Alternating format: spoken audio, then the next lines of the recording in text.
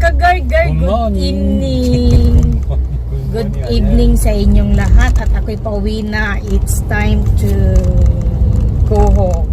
11:35, nag-overtime ang kagargar ninyo dahil walang money. Tignan nyo yung mga dinadaanan ko at nagsisaraan na yung mga establishment, pero ako ay pauwi pala. Naalala ko tuloy yung trabaho ko sa SM. Lagi akong nag-overtime. Ako yung nagsasara ng SM. Parang alam mo yung feeling na lahat nakasara na. Wala ka na makikitang tao sa daan. Kaya nakakatakot. Except lang doon sa mga nagiinom, mga ganyan. Minsan, todo prayer tayo. Kumapit ako kay Panginoon. Ayun. Kaya hindi ako medyo nagtakot. So, dito naman sa Korea is, may hatid sundo tayo. Kaya, okay lang. Diba? Ayan. At tingnan nyo ang aking daan.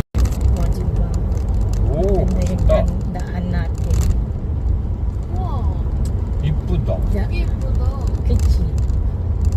순tuk. 내일 순tuk 잘라는데 이게 해줘봐나. 나쿠! 난 자꾸 까먹었어. 아주 그냥 짜증나 봐봐. 그치? 짜증나지 아빠? 나 이거 3일 동안 잡는 거야. 왜냐면 나나의 말대로 이렇게 까칠까칠하는 거는 밤이 있어서 그랬었대. 밤에는 잘라면 안 됐대. Sasalugigi so kuko. Totoo rin para yung sinasabi nila, yung kasabihan na bawal mag-nail cutter ng gabi at mag-asalugigi. Ano ba yung asalugigi sa Tagalog?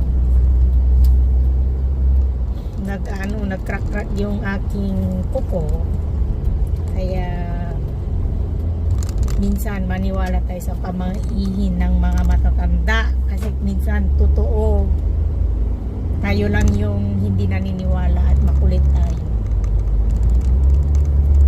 Marami pa ding sasakyan pala kahit ganitong oras.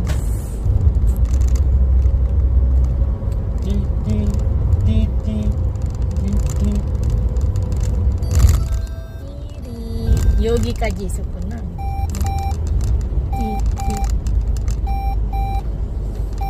Tik tik tik tik.